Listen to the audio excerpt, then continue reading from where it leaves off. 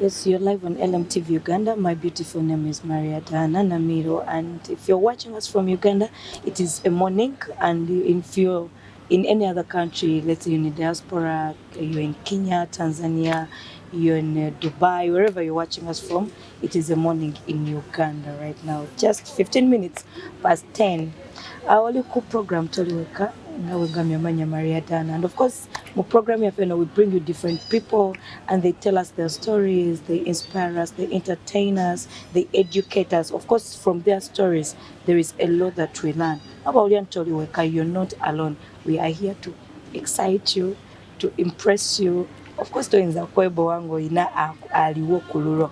And of course, atonda ko lwalero tuli mu field, as you can see behind me and the environment around me. Tugenze ko mu field ekintu tukikoledde mu studio lero tusazeewo tukikolere ebweru era ng'olunaku lwalero tuli ku ssomero lya St. Lawrence University.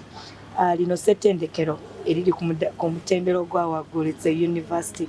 Era ng'olunaku olwalero twagadde tumanyeeko ku in universities what happens.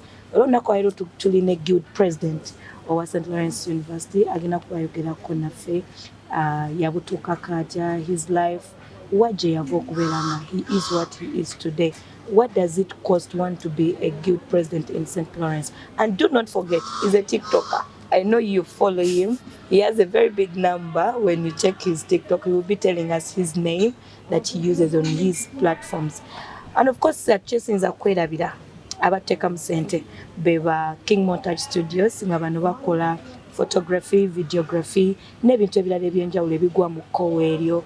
Oyagala photoshoot, oyagala mbaga, oyagala kwanjula, kuhinjirwa, n'abafu tubakolako. So be bateeka mu ssente ne batulabisa obulungi bwe buti. And of course to make it possible okuba nga sheno ogiraba era nga the number to call is 0702 10 4125 0702 10 4125. Basangibwa wenna nkulabye wali offices zaabwe. So if you're in Kampala, you're in Uganda, the place to find them is Nankulabye awo ku bitaala. Bw'otuuka ekizimbe ekinene ekisingawo ojja okubasanga. So gette nnyo temwebuuza omugenyi mubawadde. It is the time. Yes, Guild. How are you? I'm good. Praise Jesus. Amen. Praise the Lord. Why Jesus? Why not Allah? Why not? There are very many different religions. Why Jesus? Yes. Because it's Jesus. It's everything. It's everything. Yeah. That is good. It's life. Where did you take Jesus as your personal savior? I come from a Muslim family background, but Okay. at 2015, it's when I believed in Jesus, and that's when I got saved. As a young boy, a young man, what propelled you to convert to born again?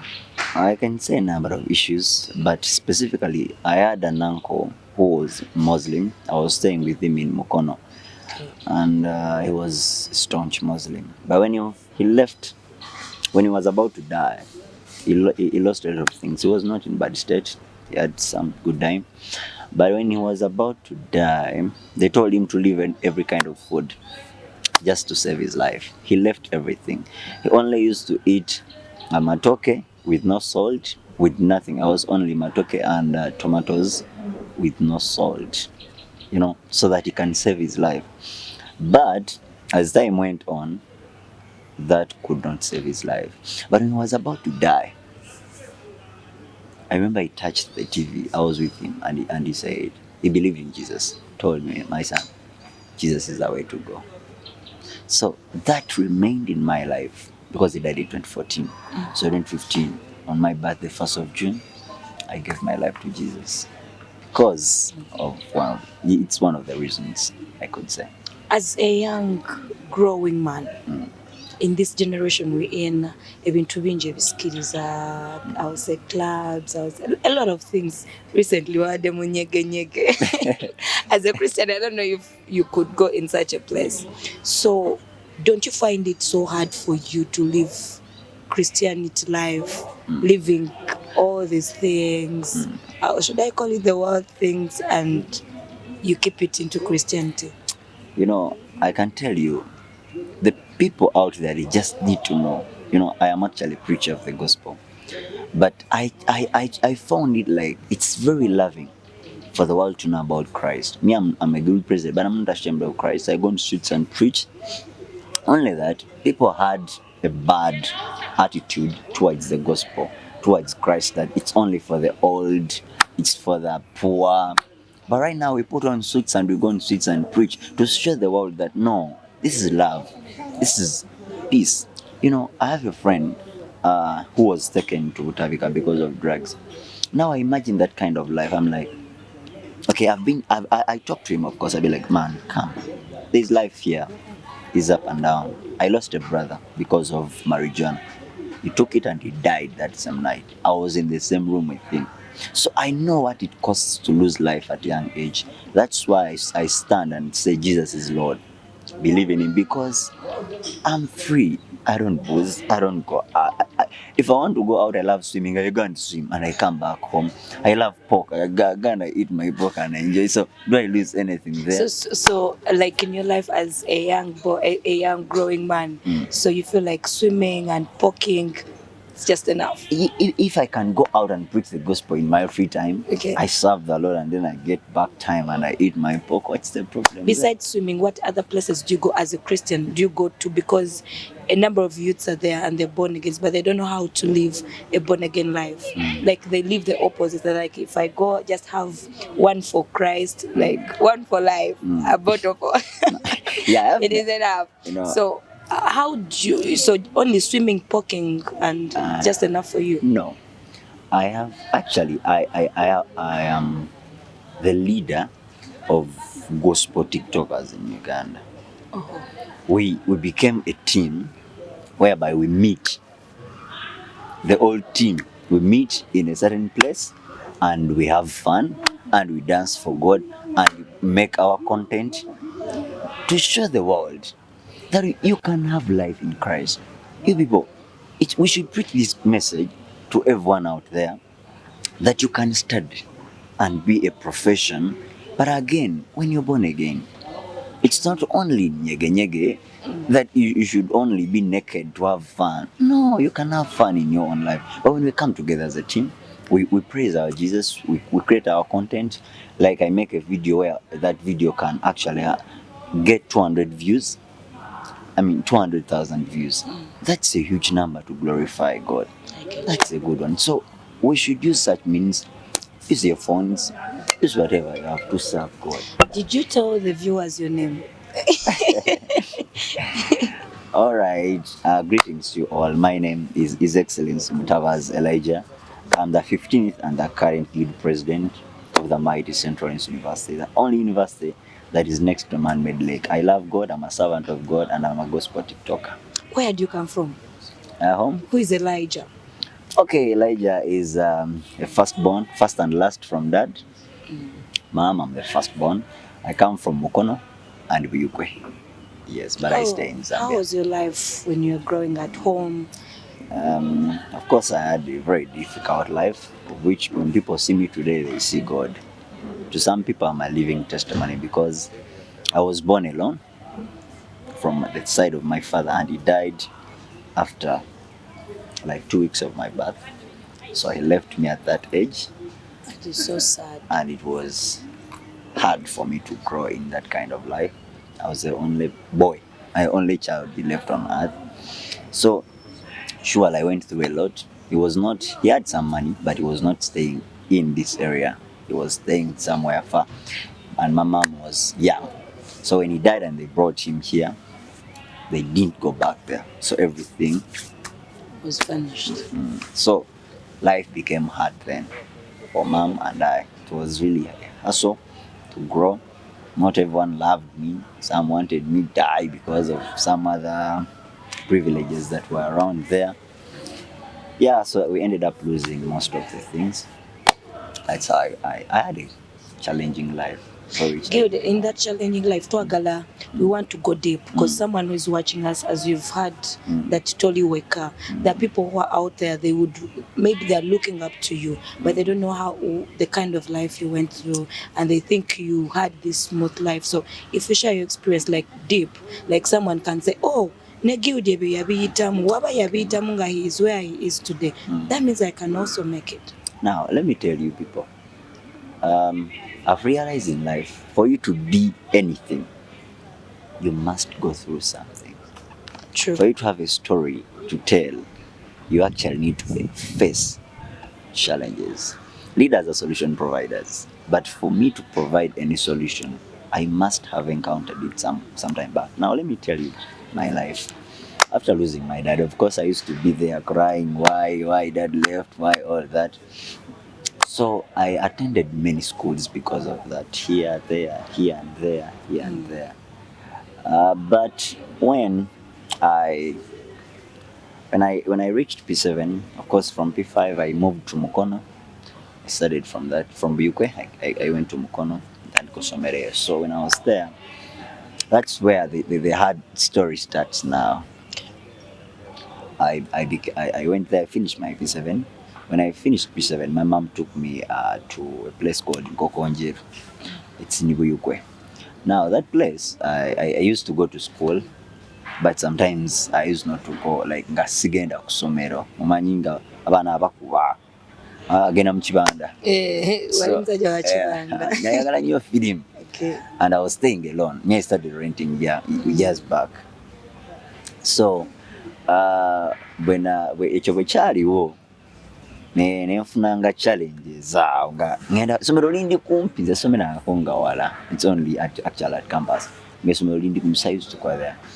But one time at 8 nali mu kibanda kya film in the morning. 8 in the morning. We used to wake up ogenda kusomero. Naye kati nga tulina essaati endala muki musawo. Kati ngeri ogijjako n'ogiteeka mu baaga n'osigazaako eno n'olumba ekibanda. At 8 ne ttiimu yange nga tuli mu kibanda. Poliisi nejja netukwata. Netusitula netutwala paka mu Kadugulu. Mama wange. How old were you by then? 11, 12. Okay.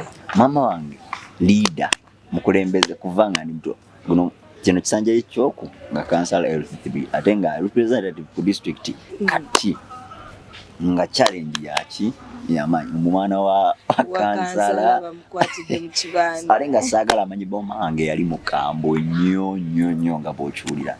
Era nakula ngamba sijawasa abantu bano ba tribe nga mukambwe. Naye namala nenkula nemanya nti yali ayagala omuntu omulungi. So we bankwata ne batwala mu kibanda ne batuteeka, twali bangi like 16, ne batuteeka mu kantu kamu ne tubeeramu for 3 days. What? 3 days. Kati okuvaamu nalina okubula kubanga mama yali teyakimanyaako nti bakusibye. Bakimanya najja kwolora ennyiriro nabaayo ne bansabula embooko. Nange ne mama yankuba kuba bakujja yandinzise busi. But they gave money to the police guy to release me, but they told him to punish me. So the guy yankuba kiboko. So from there embanga nziruka nengenda nitandika okusiika pooko. Naina mukwano gwange dadi waina ki? Tewali musiramu by then, tewali makaga. Nali sinajawa anko naye akalandira kalimu mu family kwane dadi yalina background y'obusiramu. Nengenda wa mukwano gwange oyo kati mama wange tayagala pooko nga bw'okiwulira. Kati nitandika osiika pooko. Ng'olosika pooko then bw'ogenda kusomero. Naye ng'oluusi sigendayo kuba nali ntyayo nga ku ssomero bakitegedde baatukutte kati nga bagenda tubonereza kitegedde. So nenzika pooko naye nga neepena bwepenyi story yali mpanvu awo. Daki nenzerayo ku ssomero ne batukuba emiggo kwase embo wano nga bwe bali ne babateeka awo ne batukuba nga nze akulira ttiimu. So nenvaawo nenziruka. Actually nadduka 2 districts ku bigere. At that age mama yajja ne poliisi nga nnoonya. N'agenda n'akwata abo bonna be nali nabo. Kati nze namulengera ng'ajja nayita mu bitooke. From Kokonjeru, I ran from Bukwe district to Mukono. Kati nga muli mukuddukako, did you have anything in mind like njoba nziruka kudda wano oba? Sirina we nali mmanyi wendaga, kye nali mmanyi kyali kimu nti nze nziruka busungu bwa mama. Kubanga nkimanyi bwankwatako kuntuga butuzi. So I ran nadduka paka Mukono. Kati Mukono ye wali uncle naye nga sidduka nti njagala uncle. Naye nga nziruka creating a life mpya.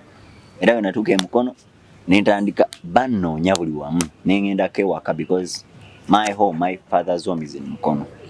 but mom is in Buyukwe. Kati nengenda ke wa judge Mukono.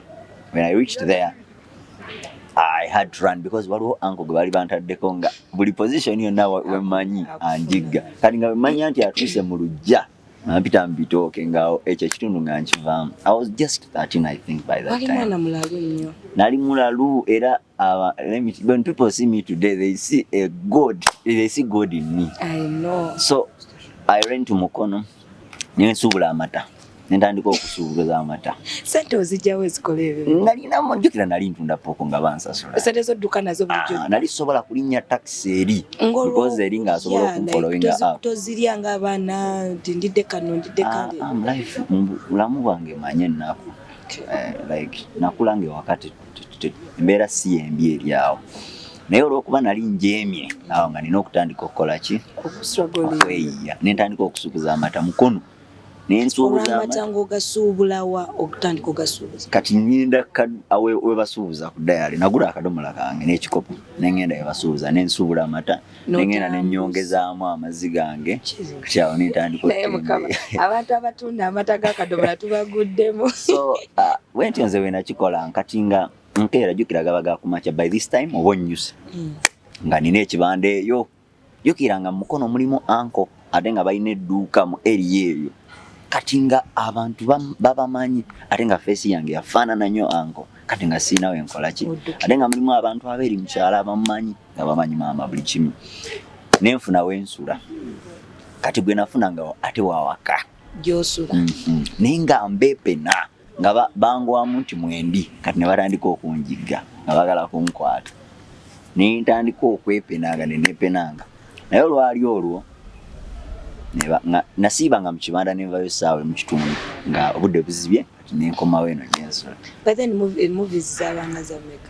Zaali za 3 2 kati ng'osasulanga 1,000 olunaku lulamba jjukira mba natekola bula wali kikomando nga gw'otuula naye naku lumu mba nkomawo bwe nti nindaba obugere bw'emmanyi w'Abaganda bange abaana ba anko ng'obwo obugere mbumanyi nga bali mu kububambaza naye masala nenzirayo soka nenzirayo nemala nekomawo nga sikyabulaba ngenda awe wantonie Mukono awo nengenda nenebaka bambaza niba sisa awo tulonga twakwata weti nga bakolaganye n'oli gwe nali mpangisa nayo ojja wange yankuba oluyi sirirera biro obulamu bwange bwonna oluyi olu lumu yali musomesa yali ed teacher nga alina essomero eri gye natulira P7 ati najja nga noonya yanjagala nnyo because nga bwondaba bwe yali because he died yankuba oluyi lumu nankwata naye yankuba oli nenzuuka nemutula yalukubira mutulo yankuba yali mukka nga mamba eri family baali bakambwe bo nansiba miguwa ngati awo nalinda lusenga bawanyuma omwana balina omuzamu order nansiba ne baganda bangaawo ne bantwala abankuba paka waka yalinga distance ndowooza okuva wano paka wali ekaboozo naye bantwala bankuba kiro netuuka waka yali yazimba amaka ge nantuuza mu ddiiro nasooka nsabulanga buli kibuuzo n'oluyoba n'ekisapatu ye yansabula wakigwako naye mu byonna awo yanjagala bambi nanzayo ku ssomero awo nensomera ku St. Stephen's Dandile Mukono ngolo class kijo awo senior 2 eri nali nviriddeyo eyo senior 2 yo nagirabamu naye nasomako ekiseera kitono anko n'afa kati bwe yafa of course nenduzinga Mukono nengenda eyo mu kyalo nitandika okutunda amata nga tembeeya ewa jjajja eggabe alina ente kati nitandika okugenda nga ntembeeya gikonna ku lumu njagala nnyo owuga kati namala otunda nengenda nengwa mu nnyanja mpuge naye mba naakavaayo bwe nti crocodile neyitawo awo nengiwona era buli omu yagamba gwe genda oli enkokoyo. So from there nenzija e Kampala 2014 awo nyini nentandika okutembeeya. Kyogamba watembeeya ku today you see a guild president naye nze natembeeya ku mawulire amakadde ag'ennusu ekikumi nga gatunda muwogo abatunda muwogo ebyennyanja bwogenda mu kadale ke katone mpitamu bwe nti face bagimanyi wano wonna Kampala ina mumanyi because twatembeeya ngolova wa kansanga wali wa anti ate gye nakulira paka okuvaamu kati. By then where was your mom? Mam ye yali eri buyuke kati jukirawo twayawukana tezikyagattaki nga takyakufanako kuzewa anti kati awo nga nzewa yali tanfa esiga ntanfaako naye nga interest y'okusoma yali yanvaako nga ninga ng'eyalaga nti there is a moment omuzadde lwatuuka nga omwana alaluse nolowooza nti akuvuddeko but olumu aba yakyakukolera. And there are moments omwana lwalaluka because it happens to a number of children. Oli omwana alowooza nti omuzadde yamuvaako naye nga gyali amulowooza akatimes oba they just give us space because like mom later on I was told by local pastors that actually they were praying for me seriously because mom muntu w'amaanyi ku kitundu. So nentandika okutembea natembeya amawulire nentembeya obuveera nentembeya paper bag nentembeya amagi netutunda piraawo n'obuugi Kampala Road eyo nonna nga tutembeya n'ebintu ng'ozunga ng'okera gundi gwe nkuba yatukubanga kusasula sente mmeka emitwalo 3 omwezi gwe twatandikira ngati akusuza n'akuliisa nese unakuŋŋaanya akasente ako naye ng'enkuba yatukubanga ng'okera 10 ng'oba onnyuse by ssaawa 3 oba 4 olwo ebiganye essaawa nga 7 naye ng'olyako akakomando twayiriba enkuba ngekuba n'ozunga ekitebiwa naye ng'ova kansanga naye ng'olina okutambula muno mwonna so obulamu tebwali bwangu tewagyayaako okusala ku nsawo that things emize sirina muze bwe nali nkozeeko Embozzi bwe nali emukono mu biro ebyo waliwo team family bagiyita royal family eri eyo mukono naliko part abayaayi naye nga sigamba tukuba biki naye nga just tutambulira mu kibinja kusomero obeere secure naliko part mu bo naye nga I never did anything with them. A period gye wamala ng'otambuza okola obwahoka. How long was it? Just not since 2014 nga gwako was 15 natandika wenyini first day wenyini wenatandika. It's like 1 year. No. Na hokinga kati we na hokinga wa first year year 2015 nensaba anti wango yanzikiriza ensome nvaawo ngologenda mu class ki senior 3 kati nemusaba of course ba relating ne mama ate nali mukozi mulungi nanze twali abaana ngaba abakolera wa 20 but I was the best, so I was a good example to them. Nangamba you're a good son, no problem. Na yo kufuna tuition katato ina nokusigala ng'okola. So ningena ninjogera ni mama ngampaddeyo kasete nakungana emitwalo gyangaga omwaka enzirayo. Ngamba mami now nakola nemala na ninyisolo kwa nali nkola bulungi kati nsolo weza 500.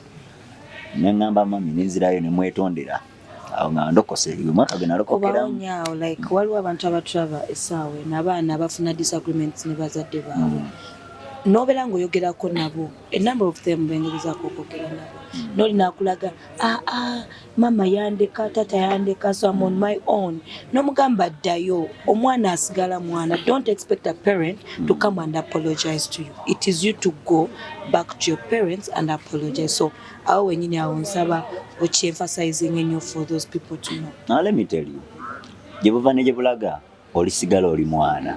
True. Ate teri mu nsi ayinza kutegeera nga muntu akuzaala ne bw'olifuna abakwagala naye maama wo bataatawo wabaawo ekiba connectinga nga kisukka ku ntegeera y'obuntu. That's why they say muzadde katonda wa ku nsi aba katondawo. So kyonna kyayogera gy'oli kimatalinga nnyo. Teri emirembe gye tulina mu nsi egisinga giva ku bazadde. Buli bw'oba nga tolina relationship na muzadde wo mu nsi emirembe giba mitono. Ebigambo bya maama wange byaŋŋamba mu bulamu sibyerabira naye ate ebyabalala mbyerabira. Maama asobola okukola statement yemu n'egitambulirako emyaka naye ate ebyabalala nsibijjukira. Kitegeeza nti eddoboozi lya maama wo erya muzaddewo kulu nnyo mu bulamu obwo.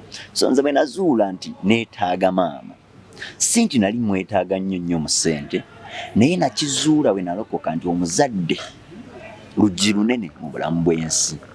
Kwe kuddayo nenfukamira wansi nemwetondera nga kyenjagala kubeera na relationship nnungi naye because nali nkuze nga ntandise okukula mu nsi ne mu by'omwoyo. nga njagala creating atmosphere nungi eri bulamu bwange. So I approached her in that line. I knelt down nemwete ngamba I'm sorry I did so and so. Wagenda tutyayo ngoga omukazi tamutyayo ulira nali atonze okanzigizayo nina muganda bamita Farouk. Ya namugala tugende waka twetondere mama wanga nali ekituufu yali Christmas season kati nga tugenda mu 2016. So period je nakozesa nengenda ne muganda wange oyo kati nansookayo nanjogerera kubanga yeye ali already campus nanjogerera ye doctor tuwe undefendinga awo nange najja obuzinga nkola ki ngoli mugumu nga ngumi nga ntekako butesi kazigo emwetondera mami ne tuddamu nangamba wena abansobodde nja kusupportinga. So from then nintanizira S3 naye era nga nsigala ntembeya. So wasoma kati wasomanga misana then regulo ntembeya oba okozeyo meka zinamala okulya ewaka awo nali nfuuse ddala mwana waka nga sikyali mukozi nga takyalina nti akusasula because era already n'Oluganda kuye naye lwakuba nti wali nali nkola naye kati wanondye emmere neebaka nga sitaaga kunsasula naye nga nkola bukozi ng'omwana w'ewaka. Osoma kuva mu senior 3 up to senior 6 nga gwe weesasulira or afterwards someone came in? Of course mom stood and tuli bangi naye she stood nange ate era along the way God used me. I started serving God, started preaching the gospel. Actually mu senior 3 when natandikira okubulira enjiri ku street kansanga from school nogenda notembea nomala nogenda ku street olera 30 minutes nodda like that. So in that line God used very many people in my life to change my life. So I started renting I think 2017 after my S4. Abantu batugamba nti abana aba preachinga enjiri ku streets bakikola nga balina babasindise, they are paid. How was your case? Were you paid or it was out of passion, out of God's work? Now let me tell you, according to the life you've had I went through, serving God was the only option I had that was filling my heart, like to fill it, to make it full. It was that. Monsi, I can tell you up to now, there is nothing I do or you can do for me can satisfy my soul other than preaching the gospel. When I preach the gospel, I feel full. Mpuliranga omeme yange is satisfied, but there is nothing else you can do for me. That's me. So preaching the gospel, no one pays. No one has ever paid me unless apart from God, because whenever I go out and I preach, I don't lack. I'm not a beggar. I don't believe in that. I'm not a beggar. Neither do I look like one. So when you serve God genuinely, He can provide. You don't need to. Maybe jebaliabo, but for my case, I've served God for years, and He has rewarded me faithfully. Amen. Otuse mu senior 6. Yeah, kati life we are single okubenzibu. Kutandika okurentinga. Nakunganya obusente bwayinga ngamba kimanyi nino vaawo wali waka na nino tandika okurentinga mutandika renting sandika ngake nali ngendo pansa ne bakabba bakatanga uba na oli nenako kwa nali nsuze mu overnight 31st nga ku first nino okugenda nfune ennyumba ne bakabba. Katonda atakuuma bintu by'abantu Katonda nayiga nti abayagala tulaga nti asigala Katonda, because I lost that money. But what I did first, how much was it? It was not much, but it was it could cater for 3 months, 100 per month. So that was too much, man. It was too much by then. It was too much. I hustled to get the money, but and at your level it was too much. By then it was too much. So when I was there, but what I did again at church, first abantu baba mpati nasula nasiba katuti. I made church home that day. Never cut. So when I was there, one person, I had my spirit convicted to go and meet someone. Nengena nemusinkana nemunyonyola ensonga yange nampa omuliro ndandika okukola wiiki egi nempangisa akayumba kange nemunango netwagula fe giraasi eya wine obumanyi ne kikomando ne soda wa minina nkola pate y'ennyumba nga tupangise first day after okupangisa chali because it was only 3-4 days netupangisa, so it was huge for us. Simato ina kolede pate birthday kwata keki ya 10 okwate ne glass otekemu amazzi. By the way, ekituufu kiri nti at that time it was the most challenging time in my life. I know that year because I went through a lot. Nga tuvudde wali tuzze wano, we didn't have anything. We didn't have either mattress. Tetwalina kye tulina nga tulina tandikira awo, but God is God. Wali family we nava baali balina ebintu bye bampadde, naye nga oli akujjako. I remember twalina kakateni nze awo nali ntandise boyitibwa pastor nga bampita pastor mu kitundu. So bwe nali nga ntambula n'oyo munange jajja omuwala we twali tubeera najja nanzijako nga ayagala kujja weyo kateni.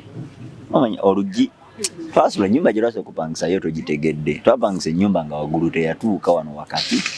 Kati era emanju ng'eriyo bafumbo bavubuka banywa omwenge, kati no maaso eriyo balokole bavubuka si bafumbo. Oh, this is so sad. Sokoleke ennyumba nga yaliko ebbaati waggulu kati ngo oli bwe yagizimba like njaga nfuna ekifaananyi ekyo omuntu agiraba. Kati kankubuli olaba ennyumba z'edduuka ng'erina mu maaso omulyango gw'edduuka ng'emabega waliyo ruumu endala.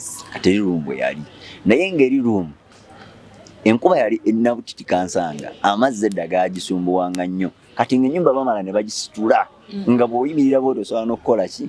Bw'oyimirira ku katandako olingira ali eri, olengera ali eri. Oluggi lwa dduuka bw'oggulawo obanga gulidde kyokka nga luli ku kkubo. Kati jjajja ayagala kujja mu kateni kuba swaza nga ne muli kirimu temuli TV. Naye nga okay, I was respected mu kitundu, pastor. So that was the kind of life. Naye oli munange yali mupangulukufu ye nga tayagala ebyo ne beetwala ekitundu ne kikuŋŋaana bannange kyekira nno nga balwanira kateni naye nga nze ndi mundu omwo saafuluma because I don't want shame in my life.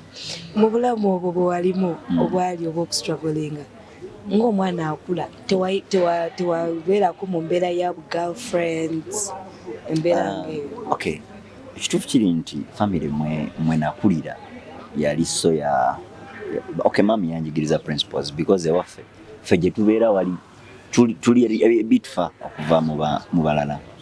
Ate saakulira nnyo kati nkulira mu bantu bangi naye tekyandimu nnyo because ku ssomero nalinga kati nolaba byonna byaliwo naye nga ku ssomero best student nze mbeera smart naye nga obeera mu life eri ya struggles naye nga abaana actually bali bamanyi mbeera muyenga. Era ewaffe ku ssomero I started from Our Lady naye ne boogenda n'obabuuza for them nga kye kiba kyogamba nti oli munyonyo ova munyonyo nyambala ndabika you looked money. God has been faithful. Amen. So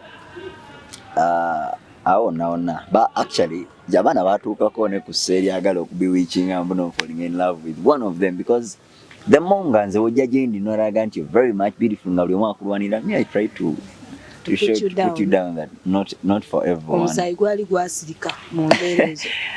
No, of course wabeera why maybe wayinza obbanga waliyo naye nga tekyali so sensitive or serious nti I had a girlfriend. Okay. So high school yange nze sayina ku girlfriend. Kati mu mbeera eyo yonna gye wayita mu bulamu obwo bw'okustruggling obw'okunyigirizibwa ki kye wayigamu gwe nga gwe? Kye nayigamu ekisooka, when you trust God everything is possible. And two, tewali mbeera ya lubeerera. Leero okaaba naye nkyate ne biba birungi. Because from such a story, people who know me, when they see a good president in me, they really see God. They be like, Bobanga, you come from here. Now my brothers, they come to me and be like, man, I wish uncle was here. I wish he was there to see the person you're becoming. That means, however much your bad love today, your story can change. Your story can change. It's good to have a story to tell. Yeah, right now I have a story to tell. There is nothing any youth can go through nga sikiyitanga muko. Yeah. Mu mbeera eyo yennyini era gy'oyitamu nga Katonda ali ku ludda lwo.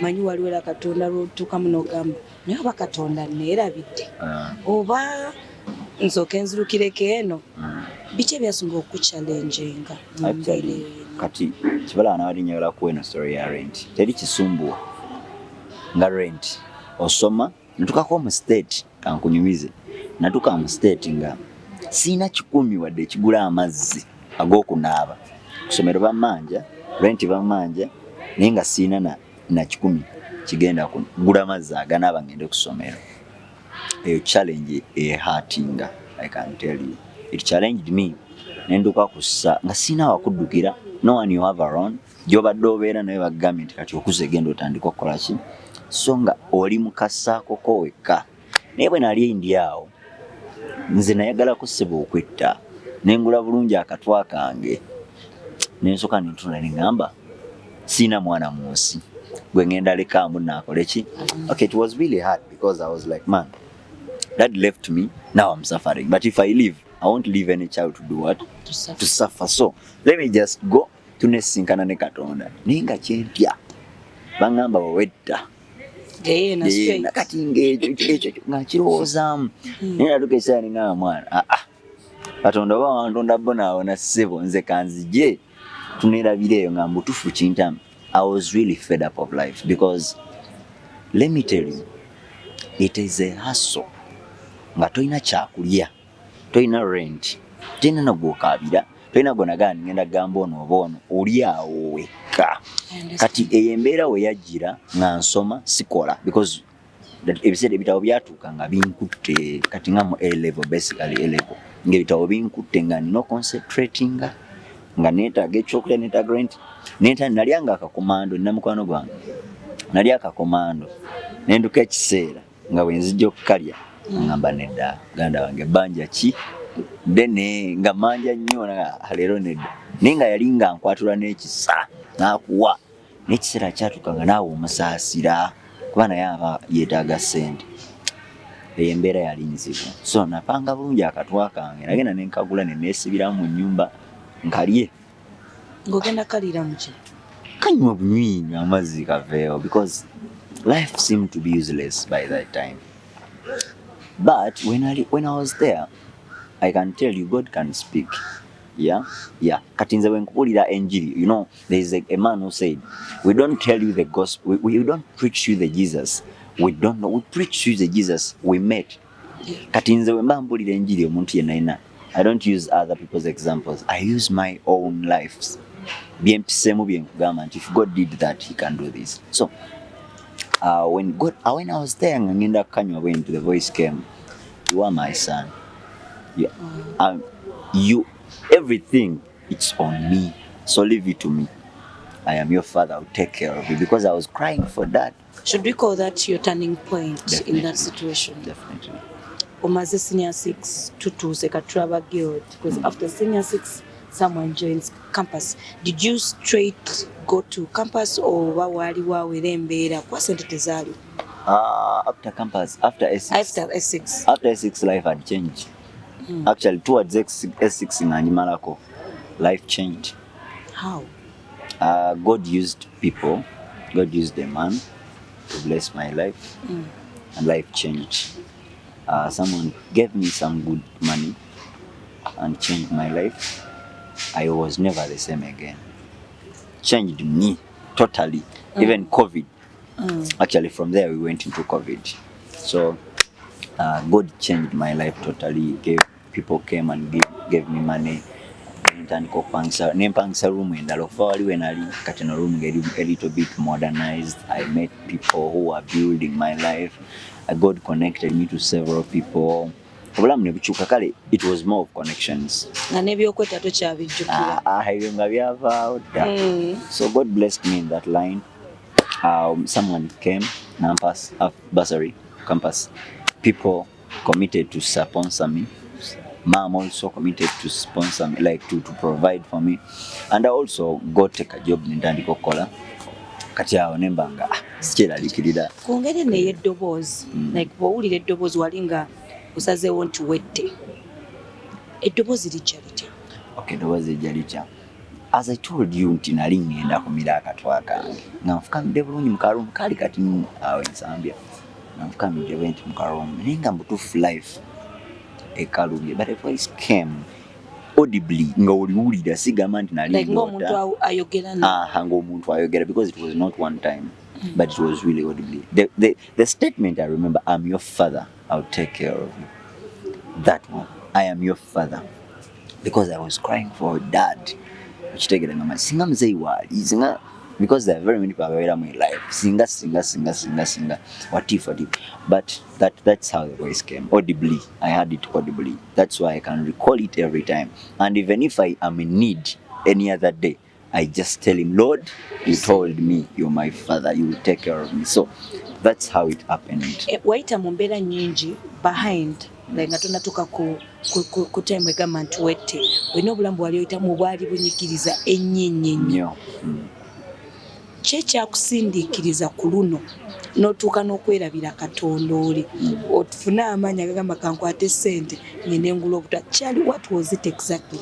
Naye nga ssente zaaliwo, nga ssente bwe zibeera nakabyalinga nnusu 5 buno obw'emmese obuzijjawo.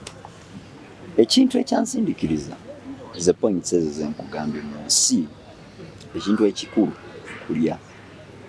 Bw'oba tolina kyakulya, bw'oba tolina kyakulya, teri kintu kinyigiriza mu nsi. Okimanyi buli omu akolerera lubuto. Buli muntu. Ate eno generation gye tulimu n'enkonomi gye tulimu. Lw'olya lw'obala. No, amazima kankubuulire. Mu nsi, tukikirize tukigaana. Abantu ffenna. Kyolidde ne kyonywedde ne kyoyambadde by'olijjukira mu bulamu. Kyolidde ne kyonywedde ne kyoyambadde bye. Ebisigadde tebirina kye bigenda kukola. So kyeggamba kimu. Ekyandeetera ddala okwekyawa kyali kyakulya. It is too bad to beg. It is too bad to beg. So it is hurting to beg in life. So kyekyo kwali kulya. Ensonga yakulya oli ku LMTV amanya Maria Dana namiro kwanga kutusa ku program Toli Weka. Onakwayo tuli ne good president of St. Lawrence University is sharing with us his story and it's very touching. I told you eno show bagita Toli Weka. Oli eyo maybe nzo kwa domula ku TikTok oba domula ba ku streets nga abulira enjiri nga tomanyi chichi mufudde chichali. Embeera gye tuyitamu yetufuula kye tubeera olwaliro kye mulaba. And of course, if you're there, ngobadde osula njala, tolina mama, tolina tata, life is so hard for you. Do not take away your life. Do not regret. God is still there for you to make your life better. It has been God in his life. Okubera ye kyali leero kye tulaba abadde Katonda. Mu mbeera yonna weekwase Katonda, tobivaamu, towanika. Okyali ku LMTV, amanya Maria Dana, teweerabira abatussaamu ssente be ba King Montage Studio, basangibwa we Nankulabye ku bitaala, bano bakola photography and videography. A lot of things that they do, era nga bebateekamu ssente. Okubafuna kuba ku namba y'essimu 0702 10 4125. Basangibwa ku Kizimbe Prime Complex. Ekizimbe Prime Complex level ku level yokusatu room number D4. Amanya Maria Dana tukakwatumulamuko katono then tunakutukamala. Oyagala omukolo gw'enjawulo gubeere n'ebijjukizo mu nnyumba yo? Kankwanjulire ba King Montage Photo Studio. Ffe bakafulu mu kkuba ebifaananyi n'okukola video. Olina wedding, birthday party, kukyala, nika, baby shower, photoshoot oba music shoot na buli kimu kyonna ky'oyagala. Ffe tusobola okuwa ebijjukizo ebirungi eri ebirooto byo. Ate nno mwana wattu kusintiiza omuntu wa bulijjo. Tusangibwa Nankulabye ku bitaala ku Prime Tower level 3 room D04. Okumanya ebisingawo tukubire ku namba zino: 0702 104 125 oba 0755 311 731 oba 0777 223 405. King Montage Photo Studio. Ffe tusobola okuwa ebijjukizo ebirungi ate nno mwana wattu kusintiiza omuntu wa bulijjo.